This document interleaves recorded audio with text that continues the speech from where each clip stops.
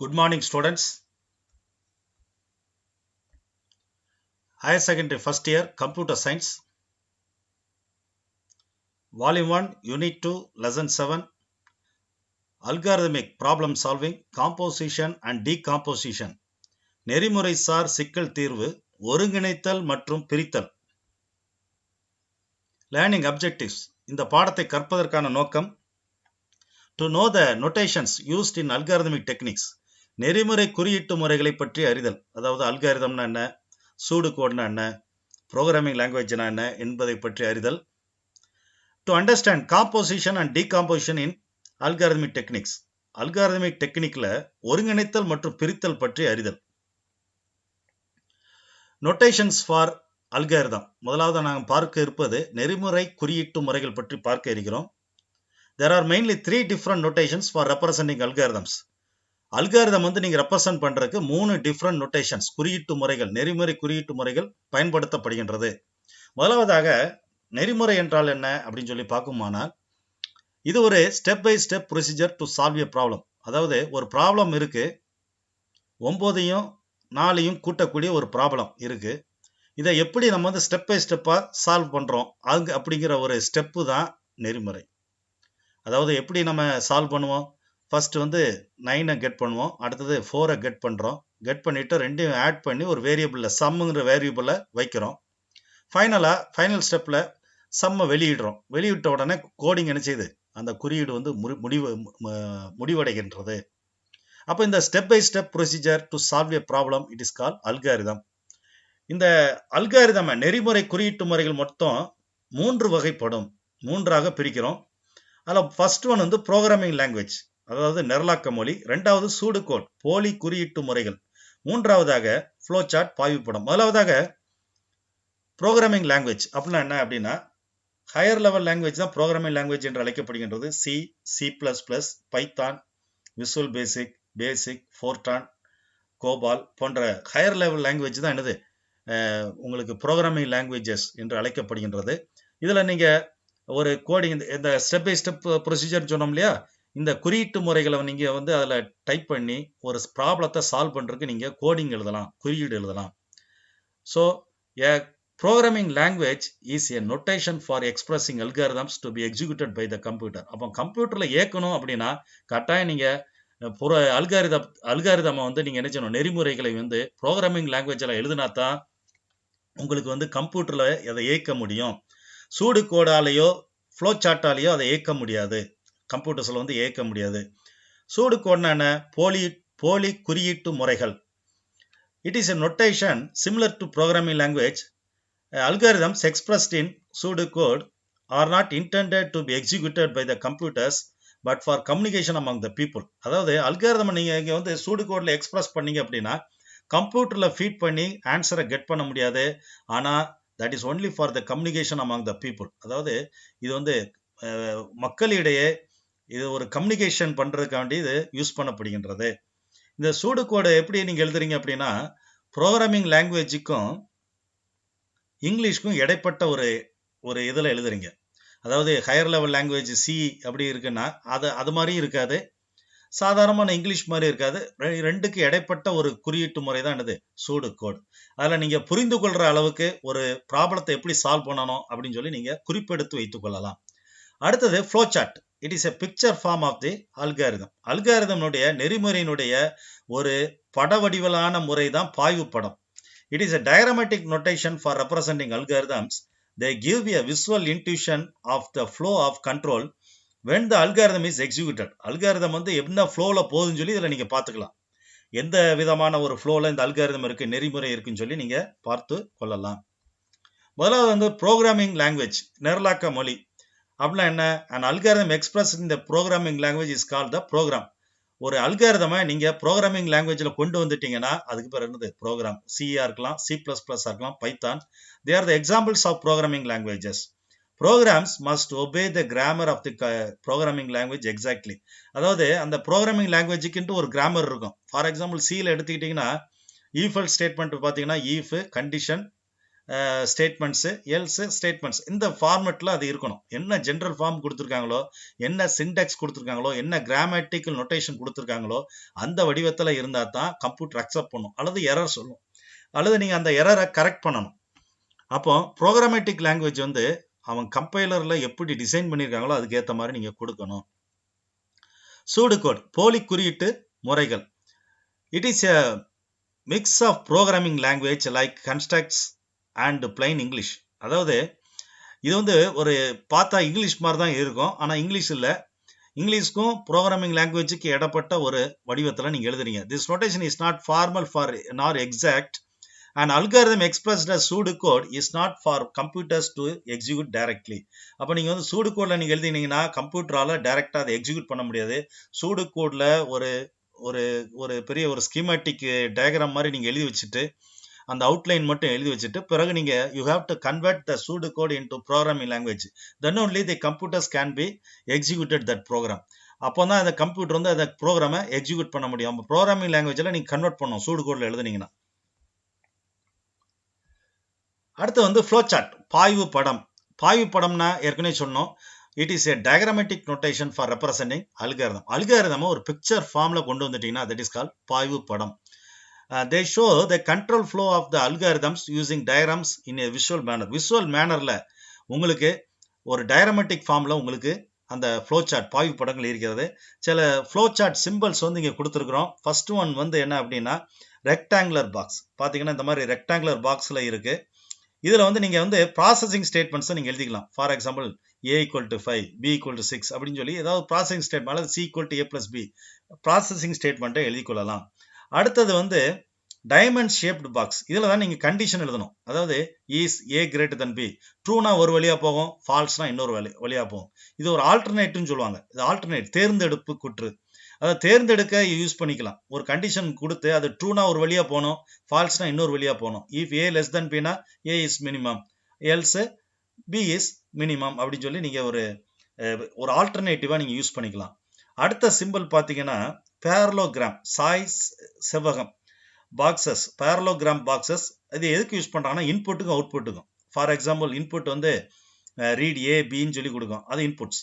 Output வந்து print A Bன்னு கொடுத்தோன்னா அது அவுட்புட். அப்போ அதுக்கு வேண்டி நீங்கள் இந்த டயக்ராம் வந்து யூஸ் பண்ணிக்கலாம்.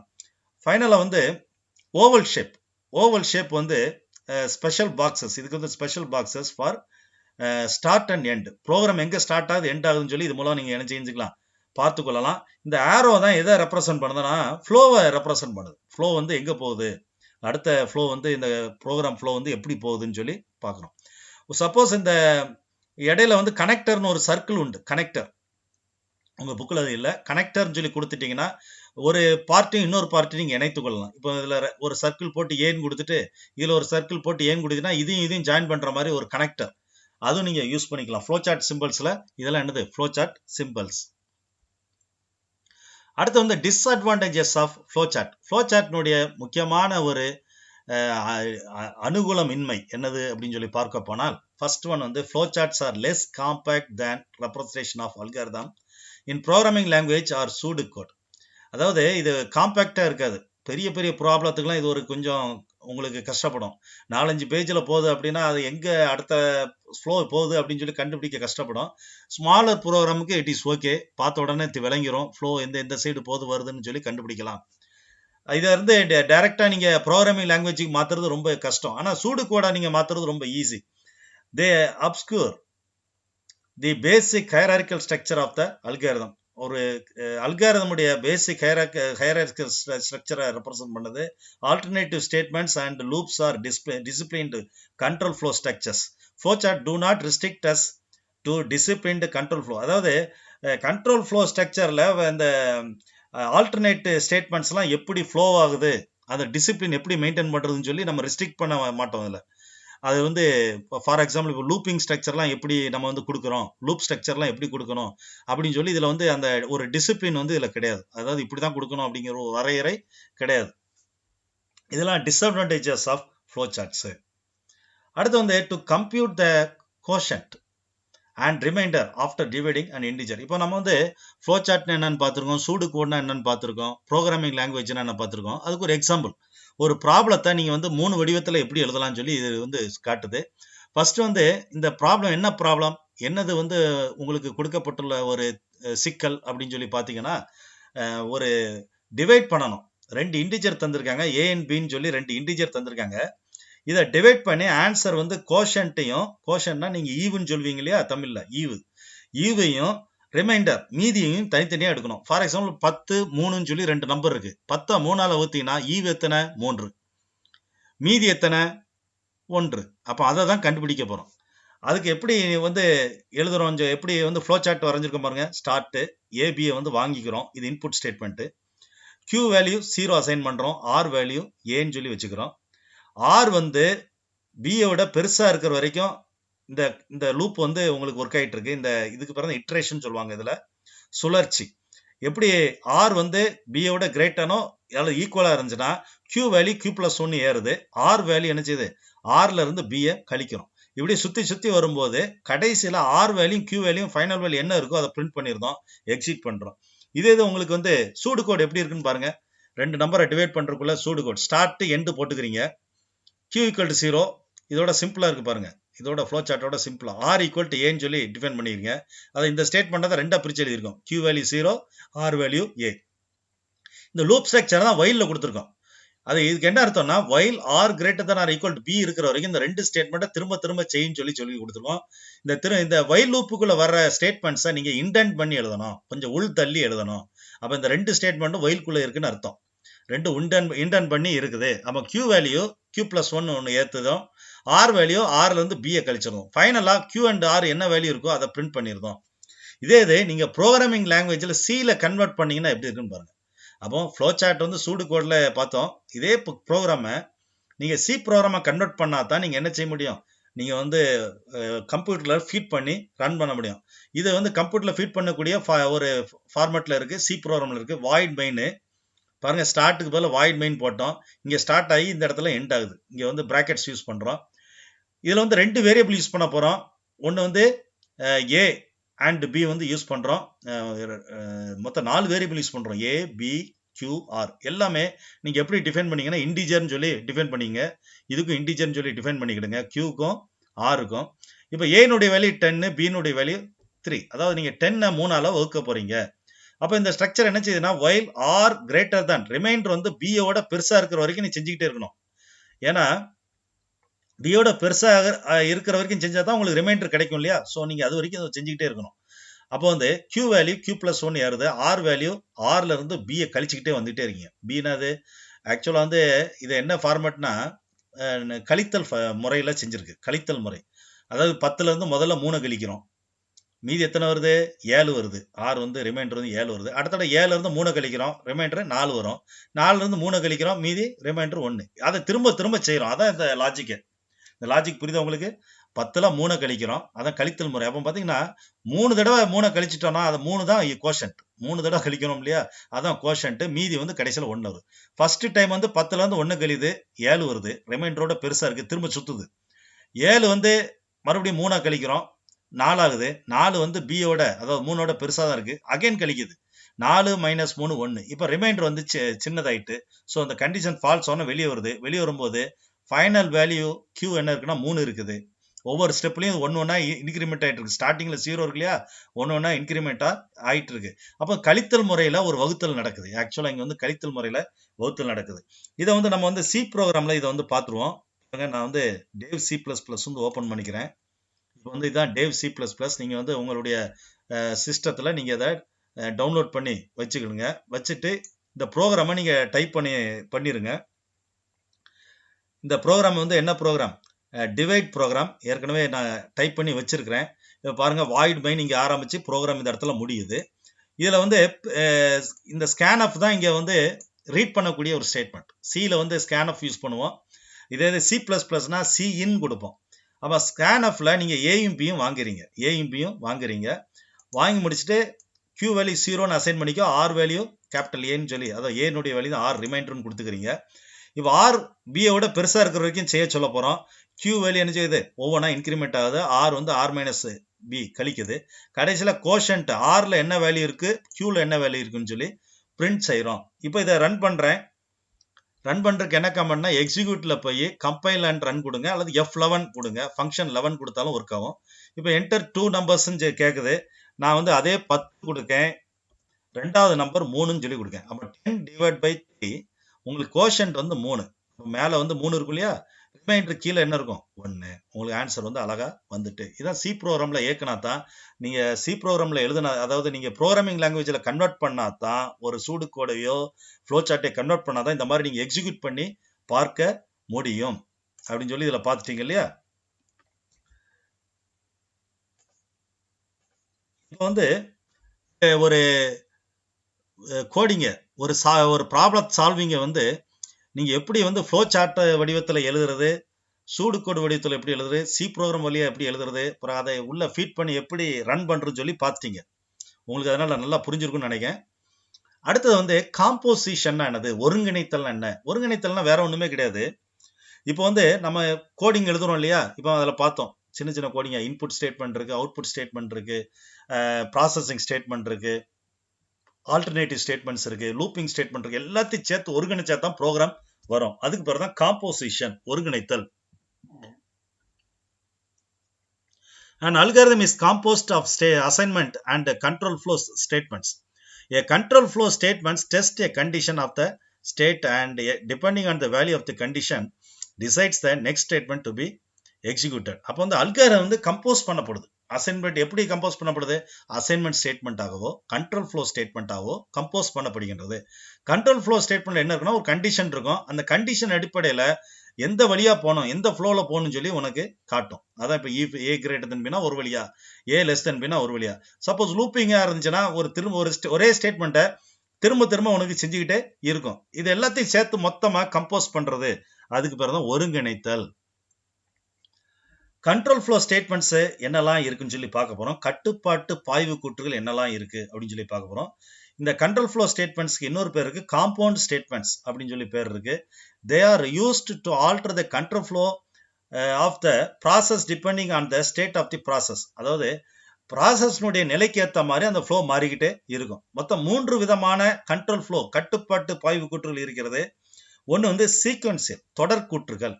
ரெண்டாவது வந்து ஆல்டர்னேட்டிவ், தேர்ந்தெடுப்பு கூற்றுகள். மூன்றாவது இட்டரேட்டிவ், சுழற்சி கூற்றுகள். அப்போ 3ஐயும் இப்போ அடுத்தது பார்க்க போறோம். சீக்வன்சியல், தொடர் கூற்றுகள் என்ன, ஆல்டர்னேட்டிவ், தேர்ந்தெடுப்பு கூற்றுகள் என்ன, இட்டரேட்டிவ், சுழற்சி கூற்றுகள் என்ன. அப்போ இந்த 3 கூற்றுக்கும் ஒரு எக்ஸாம்பிள்ஸோட நம்ம பார்க்க போறோம். ஃபர்ஸ்ட் ஒன் வந்து சீக்வன்சியல், தொடர் கூற்றுகள். தொடர் கூற்றுகளுக்கு வந்து பாருங்க அப்படிலாம் என்ன அப்படின்னா, a sequential statement is composed of a sequence of statement. வரிசையா இருக்கணும். அதுக்கு வந்து எக்ஸாம்பிள் வந்து ஆடிங் 2 நம்பர்ஸ் தான். ரீட் ஏ அண்ட் பி வாங்குறீங்க, C equal to A plus பின்னு சொல்லி கூட்டுறீங்க, அடுத்த பிரிண்ட் சீன் கொடுத்துறீங்க. இந்த 3 ஸ்டேட்மெண்ட் தொடர்ச்சியாக இருக்கின்றது. அதுக்கு தான் என்ன பேரு, சீக்வன்சியல் கூற்று, தொடர்ச்சியான கூற்றுகள். இதுக்கு இன்னொரு எக்ஸாம்பிள் சொல்ல போனா, இந்த ஃபார்மர், கோட்டு, கிராஸ், இது போன கிளாஸ்ல நம்ம பார்த்தோம். ஃபார்மர், கோட், கிராஸ், வோல்ஃப் வந்து எல்லாருமே லெஃப்ட் சைடு இருக்காங்க. ஃபைனல் ஸ்டெப்ல அவுட்புட்ல எப்படி வராங்க, ஃபார்மர், கோட், கிராஸ், வோல்ஃப் வந்து எல்லாம் ரைட் சைடுல வராங்க. அப்போ வந்து ஒரு ஆறு இருக்கு, அந்த ஆத்தினுடைய லெஃப்ட் சைடு வந்து 4 பேர் இருக்காங்க. 4 பேரும் எப்படி ரைட் சைடுக்கு போறாங்க, ஒரே ஒரு கண்டிஷன் வச்சிருக்காங்க. ஒருவேளை வோல்ஃபும் கோட் இருந்தா வோல்ஃப் வந்து கோட்டை சாப்பிட்ரும், கோட்டும் கிராஸும் ஒரு சைடு இருந்துச்சுன்னா கோட் என்ன செஞ்சிடும், கிராஸை சாப்பிட்ரும். நம்ம ஃபார்மர் சென்ட்ரல் உள்ளதை எடுத்துட்டு போறாரு. அப்போ ஒவ்வொரு ஸ்டெப்லையும் எதெல்லாம் ரைட் சைட்ல இருக்கு, எதெல்லாம் லெஃப்ட் சைட்ல இருக்குன்னு சொல்லி வரிசையா சீக்வன்ஸா வந்துகிட்டே இருக்கு. இதுக்கு பேரு தொடர் கூற்று என்று பெயர். இந்த மாதிரி வரிசையா நீங்க எழுதுறீங்க இல்லையா, அதாவது ஃபர்ஸ்ட் எல்லாருமே லெஃப்ட்ல இருக்காங்க, செகண்ட் ஸ்டெப்ல ஃபார்மரும் கோட்லும் ரைட்ல இருக்காங்க, கிராஸும் வோல்ஃபும் லெஃப்ட்ல இருக்கு. அடுத்த ஸ்டெப்ல ஃபார்மர் வந்து லெஃப்ட்ல இருக்காரு, கிராஸ், வோல்ஃப் லெஃப்ட்ல இருக்கு, கோட் மட்டும் ரைட்ல இருக்கு. நெக்ஸ்ட் ஸ்டெப்ல வந்து ஃபார்மர், கோட், கிராஸ் வந்து ரைட்ல இருக்காங்க, வோல்ஃப் மட்டும் லெஃப்ட்ல இருக்கு. அடுத்த ஸ்டெப்ல யார் மட்டும் ரைட்ல இருக்க, கிராஸ் மட்டும் ரைட்ல இருக்கு அப்படின்னு சொல்லி வரிசையா ஸ்டெப் பை ஸ்டெப்பா வந்துகிட்டே இருக்கு இல்லையா. இந்த ப்ரொசீஜருக்கு பேரு சீக்வன்சியல் கூற்றுகள், அதாவது தொடர் கூற்றுகள் என்று பெயர். அடுத்தது ஆல்டர்னேட்டிவ், தேர்ந்தெடுப்பு கூற்றுகள். தேர்ந்தெடுப்பு கூற்றுகளுக்கு வந்து பாருங்க, it is a conditional statement, நிபந்தனை கூற்று. ஆல்டர்னேட்டிவ்ல வந்து ஃபர்ஸ்ட் வந்து 2 கூற்று இருக்கு. ஒன்னு வந்து கண்டிஷனல் ஸ்டேட்மெண்ட்னு சொல்லி ஒன்னு இருக்கு, இன்னொன்னு கேஸ் அனாலிசிஸ்ன்னு சொல்லி இருக்கு. கண்டிஷனல் ஸ்டேட்மெண்ட்னா 2 நிபந்தனையில ஒரு நிபந்தனை ப்ராசஸ் ஆயிடுச்சுன்னா 2 வழியா போறதுதான் கண்டிஷனல் ஸ்டேட்மெண்ட். கேஸ் அனாலிசிஸ் அப்படின்னா ஒரு நிபந்தனை வந்து ப்ராசஸ் பண்ணும்போது பல வழியில பிரிஞ்சிச்சுன்னா அது பேர் தான் கேஸ் அனாலிசிஸ். இப்போ கண்டிஷனல் ஸ்டேட்மெண்ட், நிபந்தனை கூற்று படிக்க போறோம். It is a condition checked and depending upon the condition one of the alternative is selected. அதாவது கண்டிஷன் வந்து செக் பண்ணப்படுகின்றது. செக் பண்ணும்போது அந்த கண்டிஷனுடைய அந்த நிபந்தனையின் அடிப்படையில் எந்த வழியில போகணும்னு சொல்லி பார்க்க போறோம். அதுக்கு வந்து எக்ஸாம்பிள் வந்து மினிமம் ஆஃப் 2 நம்பர்ஸ். அப்போ பாருங்க கண்டிஷன் வந்து செக் பண்ணுது. ட்ரூனா ஒரு வழியா போகுது, ஸ்டேட்மெண்ட்ஸ் ஒர்க் ஆகுது. ஃபால்ஸ்னா வேற வழியில போயிருது. இதுக்கு பாருங்க மினிமம் ஆஃப் 2 நம்பர்ஸ்க்கு எக்ஸாம்பிள் பாருங்க. Minimum of A and B நீங்க வாங்கிக்கிறீங்க. வாங்கிட்டு if a less than b னா ரிசல்ட் என்னது a is minimum, else result b is minimum. Final result a அல்லது b வரப்போகுது. அப்போ இந்த மாதிரி நீங்க மினிமம் ஆஃப் 2 நம்பர்ஸ் பண்றீங்க இல்லையா, இதுக்கு பேர் தான் என்னது தேர்ந்தெடுப்பு கூற்று, அதாவது கண்டிஷனல் ஸ்டேட்மெண்ட் அப்படின்னு சொல்லி பேரு. அடுத்தது கேஸ் அனாலிசிஸ், கேஸ் பகுப்பாய்ப்பு. Alternative statement analysis problem into 2 cases. Alternative வந்து பாத்தீங்கன்னா ஏற்கனவே பார்த்தோம், அந்த கண்டிஷனல் ஸ்டேட்மெண்ட் வந்து 2 கேஸ் தான் ஃபாலோ பண்ணுது. ஏ பெருசா பி, ஏ மினிமமா பி மினிமமா பாக்குது. கேஸ் அனாலிசிஸ் ஸ்டேட்மெண்ட்னா ஜெனரலைஸ், இது it generalise into multiple cases, ஒன்னுக்கு மேற்பட்ட அனாலிசிஸை பண்ணுது. இதுக்கு எக்ஸாம்பிள் வந்து an algorithm that compares 2 number and produces the result. ஒரு நம்பரை கம்பேர் பண்ணி 3 போகுது, அதாவது 2 நம்பர் கம்பேர் பண்ணுது, ஏயும் பியும் கம்பேர் பண்ணுது. அது ஒருவேளை ஏ வந்து பியோட பெருசா இருந்துச்சு அப்படின்னா ரிசல்ட் வந்து 1ன்னு சொல்ல போறோம். ஏ வந்து பியோட மினிமமா இருந்துச்சுன்னா ஏ வந்து பியோட மினிமமா இருந்துச்சு அப்படின்னா ரிசல்ட் -1.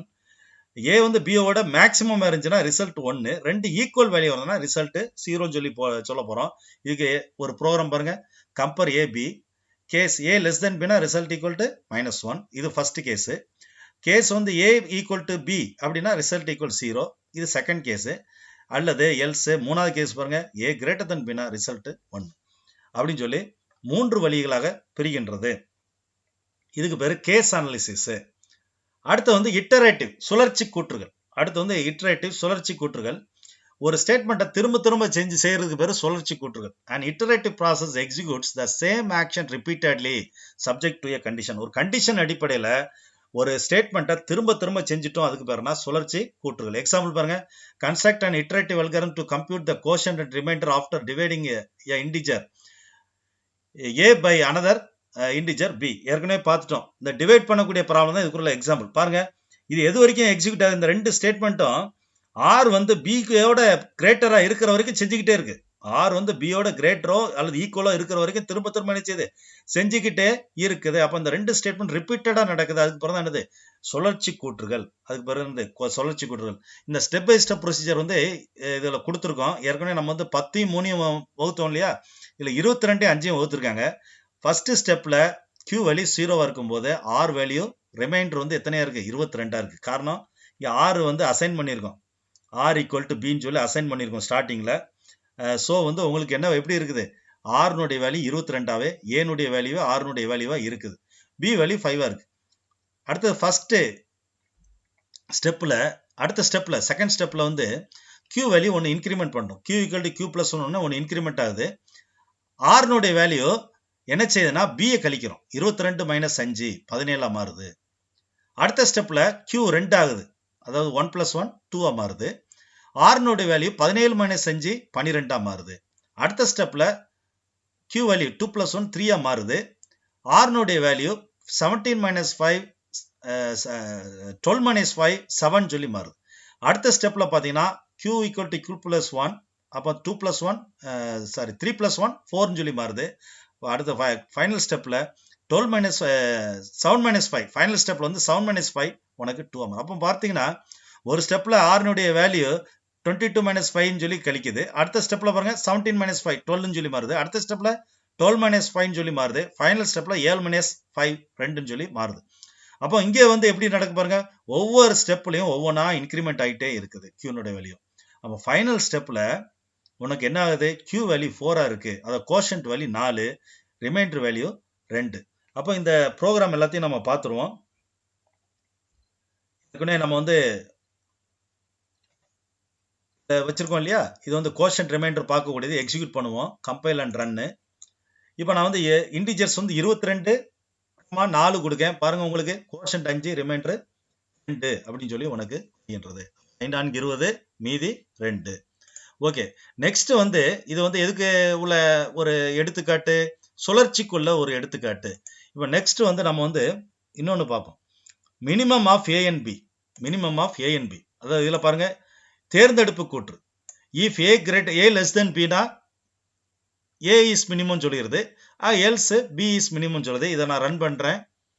எக்ஸிக்யூட்டில் போய் கம்பைல் அண்ட் ரன் கொடுங்க. இப்போ 2 இன்டிஜர் கொடுங்க.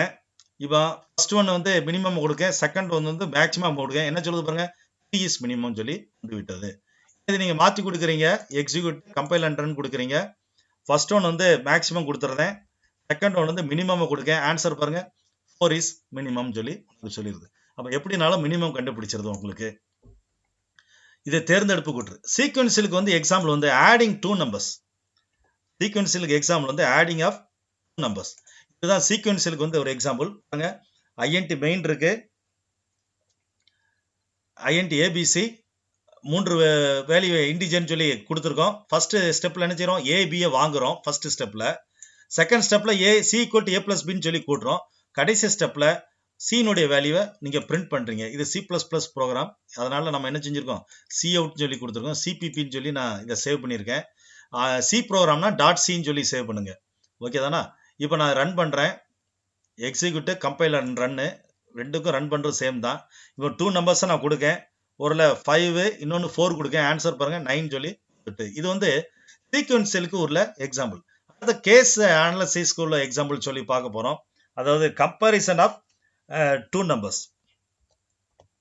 Comparison of 2 numbers. A and பியை கம்பேர் பண்றோம். ஓபன் பண்ணிக்கிடுங்க. இதுல பாருங்க, ஏ லெஸ் தென் பினா ரிசல்ட் வந்து 1 சொல்லி -1 சொல்லி டைப் பண்ண போகுது. அல்லது ஏ கிரேட்டர் தென் பினா ரிசல்ட் வந்து +1 சொல்லி உனக்கு பிரிண்ட் பண்ண போகுது. அப்படி இல்லைன்னா கட்டாயம் என்ன இருக்கும், ஏ ஈக்குவல் டு 0 இருக்கும். அப்போ ரிசல்ட் வந்து 0ன்னு சொல்லி உனக்கு பிரிண்ட் பண்ண போகுது. இதை நான் ரன் பண்றேன், எக்ஸிக்யூட் பண்றேன், கம்பைல் அண்ட் ரன் கொடுக்கேன். இப்போ வந்து ஏ வந்து நான் கிரேட்டரா கொடுக்கேன், பி வந்து ஸ்மாலரா கொடுக்கேன். ஆன்சர் வந்து +1 சொல்லி உனக்கு சொல்லுது. அகைன் ரன் பண்ணுங்க, எக்ஸிக்யூட் கம்பைல் அண்ட் ரன் கொடுங்க. ஏ வந்து மினிமமா கொடுக்கேன், பி வந்து மேக்ஸிமமா கொடுக்கேன். உனக்கு ஆன்சர் வந்து -1 சொல்லுது. அடுத்து 2 ஈக்குவல் நம்பர் கொடுக்குறேன். எக்ஸிக்யூட் கம்பைல் அண்ட் ரன் கொடுங்க. 2 ஈக்குவல் நம்பர் கொடுங்க, ரெண்டுமே 3 கொடுங்க. ஆன்சர் வந்து 0ன்னு சொல்லி சொல்லுது. அப்போ வந்து 3 சாய்ஸ். இது வந்து கேஸ் அனாலிசிஸ்க்குள்ள ஒரு எக்ஸாம்பிள். ஏற்கனவே சுழற்சிக்கு பார்த்தோம் இல்லையா, கோஷன் ரிமைண்டர் பார்க்குறது வந்து ஒரு சுழற்சிக்குள்ள எக்ஸாம்பிள் பார்த்தோம். இன்னொன்று வந்து கேம்லியன் ப்ராப்ளத்தையும் இருக்கு, எடுத்துக்கலாம். கேம்லியன் ப்ராப்ளம் இருக்கு இல்லையா, அதுவும் சுழற்சிக்கு எக்ஸாம்பிளா எடுத்துக்கலாம். பாருங்க, இந்த while A not equal to 0 ஆகிற வரைக்கும் இந்த 3 ஸ்டேட்மெண்ட் திரும்ப திரும்ப எக்ஸிக்யூட் ஆகும். இது ஒரு சுழற்சி, ஒரு இட்ரேஷனுக்கு ஒரு எக்ஸாம்பிள். அதாவது ஸ்டார்டிங்ல 2 கேம்லியன் வந்து ஈக்குவல் நம்பர்ல இருக்கு. அதாவது ரெட் அண்ட் ஃபார் எக்ஸாம்பிள் ரெட்டும் ப்ளூவும் ஈக்குவலா இருக்குன்னு வச்சுக்கோங்க. 4 இருக்கு. கிரீன் வந்து 6 இருக்கு. அப்போ இது ரெண்டும் மீட் பண்ணும்போது எல்லாமே எந்த கலர் மாறப்போகுது, கிரீன் கலர்ல. அப்போ வந்து ஃபைனல் ஆன்சர் எப்படி இருக்கணும், ஃபைனல் ஆன்சர் சிக்கு C equal to A plus B plus சின்னு இருக்கணும். அப்போ ஃபைனல் ஆன்சர் வந்து 14 வரணும் ஆன்சர். அதாவது சி வந்து 14 வரணும், ஏ வந்து 0 வரணும், பி வந்து 0 வரணும். ஸோ ஏயும் பியும் ஒவ்வொரு தடவையும் கழிச்சுக்கிட்டே வரும் பாருங்க. ஒவ்வொரு ஸ்டெப்லையும் ஒவ்வொன்றா கழிக்கிறோம். சி வந்து ஒவ்வொரு தடவையும் 2 கூட்டுறோம். ஏன்னா ஒவ்வொரு தடவையும் கிரீன் வந்து என்ன செய்யும், 2 2 உனக்கு இன்க்ரீஸ் ஆகிட்டு இருக்கும். ஸோ ஒவ்வொரு ஸ்டெப்லையும் சி இன்க்ரீஸ் ஆகுது. ஃபைனல் ஸ்டெப்ல ஏனுடைய வேல்யூ, பினுடைய வேல்யூ, சினுடைய வேல்யூ பிரிண்ட் பண்ண போறோம். அப்போ இதை நான் ரன் பண்றேன். F11 கொடுத்து ரன் பண்றேன்.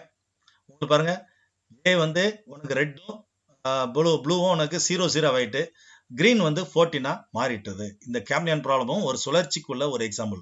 அப்ப இந்த 3 லைனும் திரும்ப திரும்ப எக்ஸிக்யூட் ஆகிறதுனால அதற்கு சுழற்சி என்று பெயர். எல்லாமே நம்ம சி ப்ரோக்ராமே பார்த்துட்டோம் இல்லையா. இட்டரேட்டிவ் சுழற்சிக்கு வந்து எக்ஸாம்பிள் 1 வந்து என்னது, இந்த டிவைட் பண்ற ப்ரோக்ராம். ரெண்டாவது வந்து கேம்லியன் ப்ராப்ளம். அதை ஏற்கனவே நம்ம லாஸ்ட் கிளாஸ்லயும் இதை பார்த்தோம். இந்த கேம்லியன்ஸ் of Cromland problem, suppose 2 types of Camlians are equal in number. அதான் நம்ம ஏயும் பியும் ஈக்குவலா கொடுத்துருக்கோம். இதுல பாருங்க, ஏயும் பியும் நம்ம என்ன செஞ்சிட்டோம், ஈக்குவலாவே வச்சிருக்கிறோம். அதாவது A equal to A, B equal to B, A equal to B equal to 0. Start final value 0 ஆகுது. ஏயும் பியும் ஈக்குவல்னு சொல்லி இங்க கொடுத்துட்டோம் பாருங்க. ஏ ஈக்குவல் டு பி அப்படின்னு சொல்லி ஈக்குவலா கொடுத்துருக்கோம். Construct an algorithm and arranges meeting between these 2 types so that they change their color to the third type. In the end, all should display the same color. எல்லாமே கடைசியில் என்னவாயிரும்னா green கலர்ல மாறிடும். அப்போ 14 எப்படி மாறிடுது, கடைசியில் கிரீன் கலர்ல மாறிடுது. அப்போ ஒவ்வொரு தடவையும் அந்த ஸ்டெப் வந்து திரும்ப நடக்கு. என்ன நடக்கு, ஏல வந்து 1 குறையுது, பில இருந்து 1 குறையுது, சி மட்டும் என்னச்சுது 2 கூடிட்டு இருக்கு. அப்போ இதுதான் இதுக்குள்ள ஒரு சூடு கோடு. அப்போ வந்து இட்ரேஷன் எப்படி நடக்கு பாருங்க. ஃபர்ஸ்ட் ஸ்டெப்ல ஏ 4 இருக்கு, பி 4 இருக்கு, சி வந்து 6 இருக்கு. செகண்ட் ஸ்டெப்ல ஏல 1 குறையுது பாருங்க. A equal to A minus 1 ஒன்று குறைஞ்சிருது, B equal to B minus 1 ஒன்று குறையுது, C மட்டும் 2 கூடுது. அடுத்த ஸ்டெப்பில் பாருங்க அதே இன்சிடென்ட் திரும்ப நடக்குது. இது ஒன்று குறையுது, மறுபடியும் ஒன்று குறையுது, இது 2 கூடுது. இப்படியே உனக்கு ஃபைனல் ஸ்டெப்பில் என்ன செய்யுது, இதெல்லாம் 0வா மாறிடுது. ஏன்னா இது கழிஞ்சிட்டே வருது இல்லையா, ஸோ 0வா மாறிடுது. அப்போ அந்த ஏயோ பியோ 0 ஆகிற வரைக்கும் திரும்ப திரும்ப இந்த ஒர்க்கு என்ன செஞ்சுட்டு இருக்கு, நடந்துட்டு இருக்கு. அதுக்கு பேர் தான் என்னது, சுழற்சி, இட்ரேஷன். நம்ம ஃபைனல் ஸ்டெப்பில் 14 ஆயிடுது, சி வந்து 14 மாறிடுது. இது வந்து இதுக்குள்ள ஃப்ளோ சார்ட் பாருங்க. ஏபிசி ஏ கிரேட்டர் தன் 0னா இங்கே ஒர்க் பண்ணுறோம். ஏனுடைய வேல்யூ A minus 1 ஆகுது, பினுடைய வேல்யூ B minus 1 ஆகுது, சி வந்து ஒரு 2 கூடுது. அகைன் இது இப்படியே சுற்றிட்டே உனக்கு வந்துக்கிட்டே இருக்குது, சுற்றிட்டே வந்துக்கிட்டே உனக்கு இருக்குது. ஃபைனல் ஸ்டெப்பில் ஏனுடைய வேல்யூ என்ன, பினுடைய வேல்யூ என்ன, சினுடைய வேல்யூவை உனக்கு சொல்லிடுது. எது வரைக்கும் சுற்றுது, ஏ வேல்யூ 0வோட பெருசாக இருக்கிற வரைக்கும் சுத்தம். எப்போ 0 ஆகிட்டோ அப்போ இது வந்து ஃபால்ஸாக மாறி வெளியே வரும். வெளியே வரும்போது ஏபிசினுடைய வேல்யூயை உனக்கு பிரிண்ட் பண்ணிடுது. அப்போ இதுக்குள்ள ஒரு ஃப்ளோ சார்ட் தான் நம்ம பார்த்தோம். ப்ரோக்ராம் ஏற்கனவே ரன் பண்ணி காமிச்சேன். அடுத்தது டீகாம்போசிஷன், பிரிப்புனா என்னது அப்படின்னு சொல்லி பார்க்க போகிறோம். ஒரு பெரிய சிக்கலை பல சிறிய நிர்வகிக்கக்கூடிய சிக்கல்களாக பிளக்கும் செயல் பிரிப்பு என்று அழைக்கப்படுகின்றது. ஃபார் எக்ஸாம்பிள், ஒரு சூப்பர் மார்க்கெட்டுக்கு நீங்கள் ஒரு ப்ரோக்ராம் எழுத கூப்பிடுதாங்க. அப்போ நீங்கள் என்ன செய்றீங்க அப்படின்னா, அந்த பெரிய சிக்கல் சூப்பர் மார்க்கெட்டில் ப்ரோக்ராம் எழுதுனா ரொம்ப சாமானியப்பட்ட வேலை இல்லை. இன்புட் செக்ஷனே நிறையா இருக்கும். அதாவது இப்போ வந்து அவங்க பொருட்களை ஜாமான்கள் வந்து நிறையா இருக்கும். ஒவ்வொன்றுக்கும் நீங்கள் கோடிங் கொடுக்கணும், அதுக்கு பேர் நீங்கள் டைப் பண்ணணும், எல்லா மேட்ரு இருக்குது. அப்போ அந்த செக்ஷன் நீங்கள் தனியாக பிரிச்சுக்கிறீங்க. இன்புட் செக்ஷன் தனியாக பிரிச்சுக்கிறீங்க. ப்ராசஸிங் செக்ஷனை தனியாக பிரிக்கிங்க. அதாவது அதை இதெல்லாம் மல்டிப்ளை பண்ணணும், இதெல்லாம் நீங்கள் கால்குலேட் பண்ணி பில் ப்ரிப்பேர் பண்ணணும், அதை வந்து தனியாக ப்ராசஸிங் வச்சுருங்க. அடுத்து அவுட்புட் செக்ஷன், பிரிண்டிங் செக்ஷனை தனியாக வைக்க போகிறீங்க. அதாவது பில் வந்து என்ன வடிவில் இருக்குன்னு சொல்லி பிரிண்டிங் செக்ஷன். அப்போ ஒரு ப்ராப்ளத்தை 3ஆக பிரிச்சுட்டு 3 தனித்தனி பேர் தனித்தனியாக ஆள் வந்து ப்ரோக்ராம் செஞ்சு மொத்தத்தையும் 3ஐயும் சேர்த்து ஒருங்கிணைச்சாச்சுன்னா அது உங்களுக்கு ஈஸியாக இருக்கும். அப்போ வந்து ஒரு பெரிய ப்ராப்ளத்தை சின்ன சின்ன ப்ராப்ளமாக பிரிக்கும் இல்லையா, அதுக்கு பேர் தான் டீகாம்போசிஷன். அப்போ வந்து இது சிக்கல் தீர்க்கும் தொடக்க செயல்நுட்பமாகும். பிரிக்கப்படும் சிறிய சிக்கல்கள் தீர்க்கப்பட்டு மீண்டும் ஒன்றிணைக்கப்பட்டு முழுமையான தீர்வு காண முடியும். அப்போ வந்து சின்ன சின்னதாக நீங்கள் பிரிச்சுட்டீங்கன்னா ஒவ்வொன்றையும் தனித்தனியாக நீங்கள் எக்ஸிக்யூட் பண்ணி ரன் பண்ணி பார்த்துக்கலாம். ஒவ்வொரு இதையும் தனித்தனியாக ரன் பண்ணி பார்த்துக்கலாம். திரும்ப எல்லாத்தையும் மொத்தமாக சேர்த்துடலாம். பெரும்பாலான சிக்கல்கள் ஒரு முறையான அமைப்பாக இருக்கும். அவ்வாறு ஒரு முறையான அமைப்பாக உள்ள சிக்கல்கள் சிறிய சிக்கல்களாக பிரிக்கப்படும். பின்னர் ஒவ்வொரு சிறிய பகுதியும் பல நுண்ணிய பகுதிகளாக பிரிக்கப்பட்டு தீர்க்கப்பட்டு ஒன்றிணைக்கப்பட்டு முழு சிக்கலுக்கும் தீர்வு காணப்படும். அப்போ பாருங்க, சின்ன சிக்கல்லையும் பார்த்தீங்கன்னா அதை மறுபடியும் மைனூட்டாக நீங்கள் பிரிக்கலாம். சின்ன சிக்கலையும் அதை இன்புட் செக்ஷன்லேயே பலசரக்கு ஜாமான்லாம் தனியாக பிரிக்க சொல்லி கொடுக்கலாம். அல்லது நீங்கள் வந்து அதர் ஐட்டம்ஸை வந்து தனியாக நீங்கள் பிரிக்கலாம். சப்போஸ் காய்கறியும் இருக்குன்னா காய்கறியை தனியாக, வெஜிடபிள்ஸை தனியாக வாங்குற மாதிரி நீங்கள் எழுதலாம். அப்போ அதே தனித்தனியாக நீங்கள் அதுக்கு பிறகு தான் ரீஃபைன்மெண்ட். அதுக்கு பிறகு தான் என்னது, ரீஃபைன்மெண்ட், மெருகூட்டப்படுதல். அதாவது ப்ரோக்ராமை பிரித்த பிறகு மறுபடியும் அதை பிரிக்கிறோம் இல்லையா, அதுக்கு பிறகு தான் மெருகூட்டல் பேர். மெருகூட்டல் என்னது, ரீஃபைன்மெண்ட்னு சொல்லி பேர். அதான் ரீஃபைன்மெண்ட். மெருகேற்றம் என்றால் என்ன, ஒரு பெரிய சிக்கல் பல சிறிய சிக்கல்களாக பிரிக்கப்பட்ட பின்னர் ஒவ்வொரு சிறிய சிக்கல் கூறுகளும் மேலும் மெருகேற்றப்படும். அப்போ வந்து அதையும் மேலும் மெருகூட்டுறீங்க. அதுவும் அதாவது இன்புட் செக்ஷனை தனியாக பிரித்த பிறகு அது வெஜிடபிள்ஸ் தனியாக, மெடிக்கல் தனியாக, பலசரக்கு தனியாக, பாத்திரங்கள் தனியாக, டிவி இந்த ஐட்டங்கள் தனியாக, அப்படி சின்ன சின்ன சிக்கலாக நீங்கள் என்ன செய்றீங்க, பிரிக்கிறீங்க. அதுக்கு பேர் தான் மெருகேற்றப்படுதல். ஒவ்வொரு சிறிய சிக்கலும் பல நுண்ணிய படிநிலையாக விரிவாக்கப்படும். அதை மறுபடியும் நீங்கள் பல நுண்ணிய பிரிவாக மாற்றலாம். பின்னர் அந்த ஒவ்வொரு நுண்ணிய படிநிலையும் மேலும் பல படிநிலை விரிவாக்கம் செய்யப்படும் போது ப்ரோக்ராம் நல்லா பார்க்கறதுக்கு நல்லா இருக்கும். சிறிய சிக்கல் கூறுகளை அருவமாக்கம் செய்ய முடியும். சின்ன சின்ன சிக்கலை நீங்க அருவமாக்கம் செய்யறதும், அதாவது அப்டிராக்ட் பண்ணி பார்க்கறதும், பிரிச்சு எடுத்து பார்க்கறதும் ரொம்ப ஈஸி. ஒவ்வொரு சிறிய சிக்கல் கூறுகளும் உள்ளீடு மற்றும் வெளியீட்டை கொண்டிருக்கும்.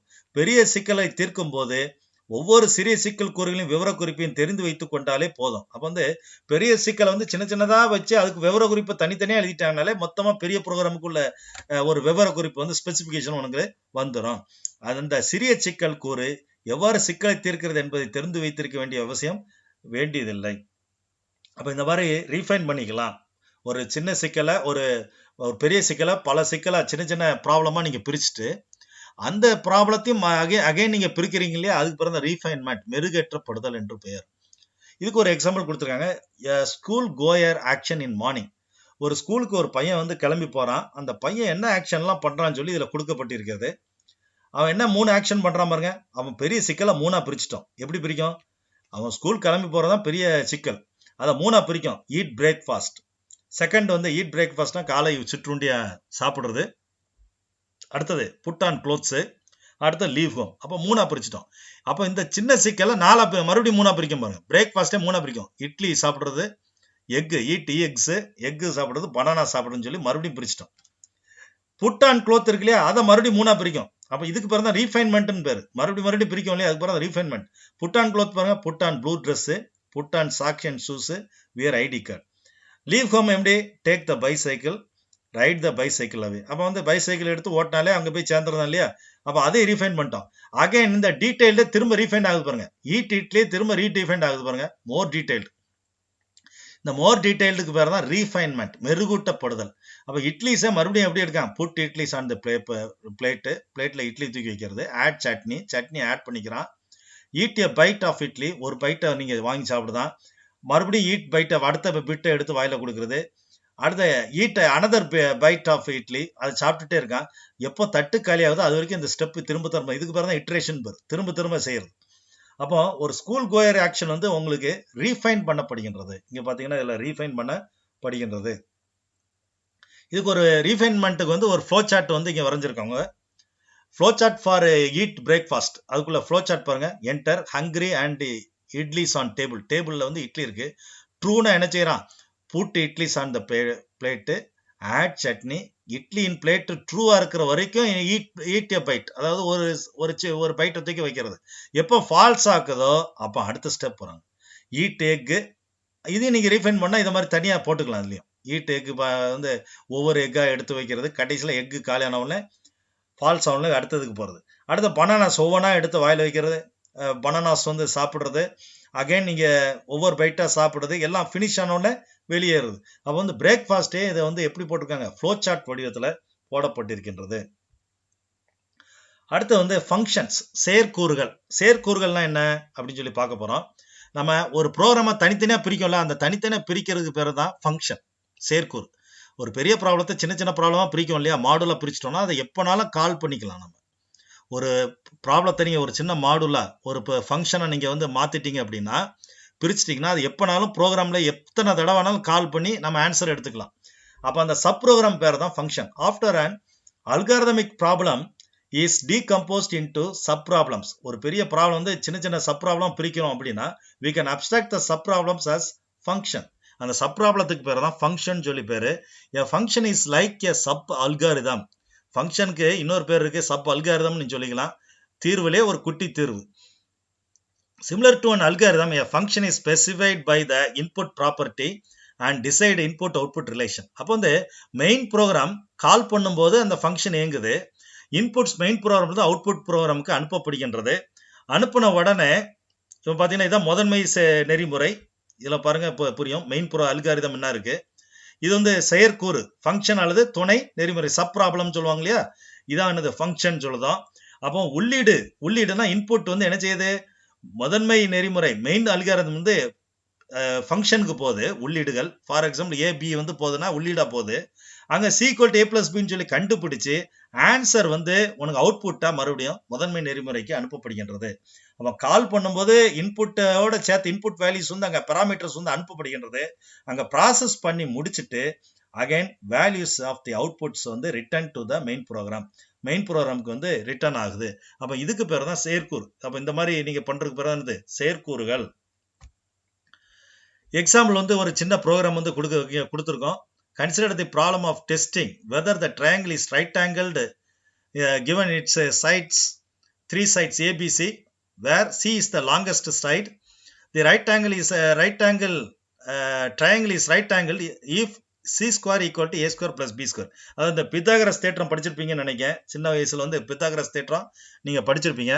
அதுல நீங்க வந்து ரைட் ஆங்கிள் ட்ரையாங்கிள்னா செங்கோண முக்கோணம், தமிழ்ல வந்து செங்கோண முக்கோணம். அப்ப சி சைடு வந்து கிரேட்டரா இருந்தா தான் செங்கோண முக்கோணமா இருக்கும், மற்றபடி அது செங்கோண முக்கோணமா இருக்காது.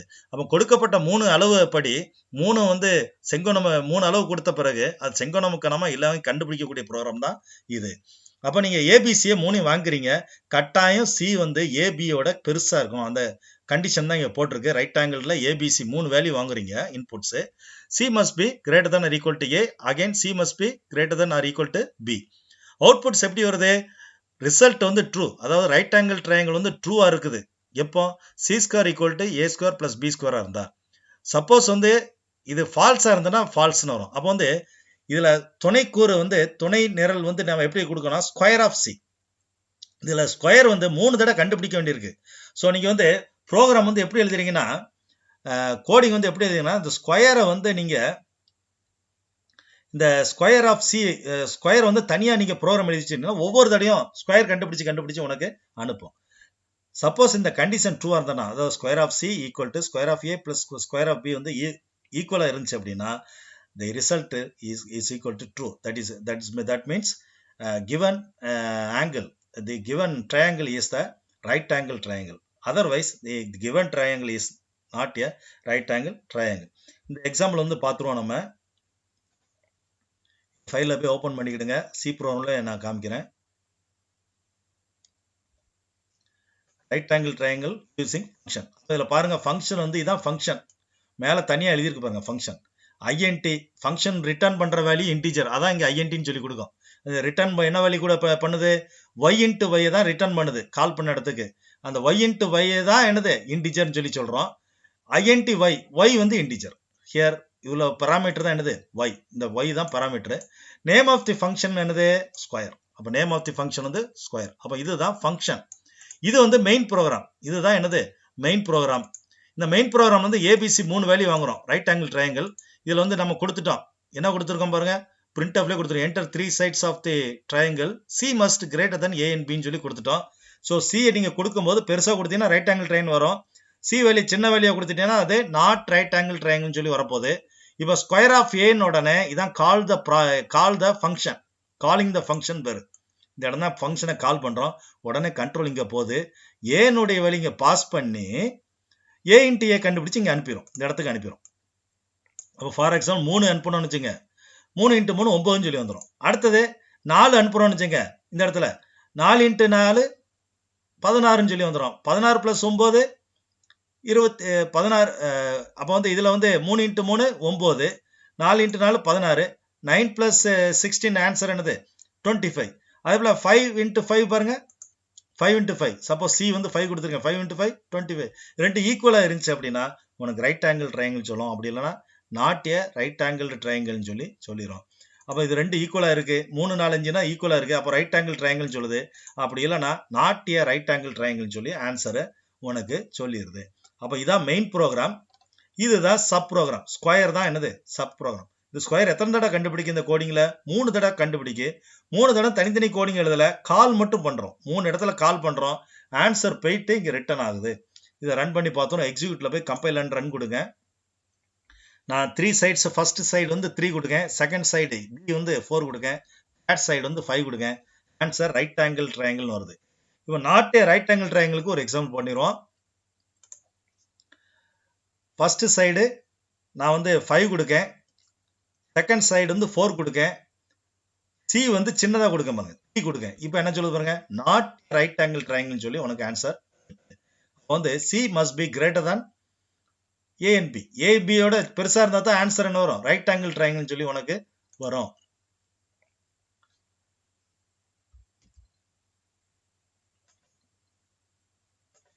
இது வந்து ஃபங்க்ஷனுக்குள்ள ஒரு எக்ஸாம்பிள். இந்த ரைட் ஆங்கிள் ட்ரையாங்கிள் கண்டுபிடிக்கக்கூடிய ஃபங்க்ஷனுக்குள்ள ஒரு எக்ஸாம்பிள். That's all students. இதோட இந்த லெசன் முடிஞ்சிட்டு. தேங்க்ஸ் ஃபார் வாட்சிங்.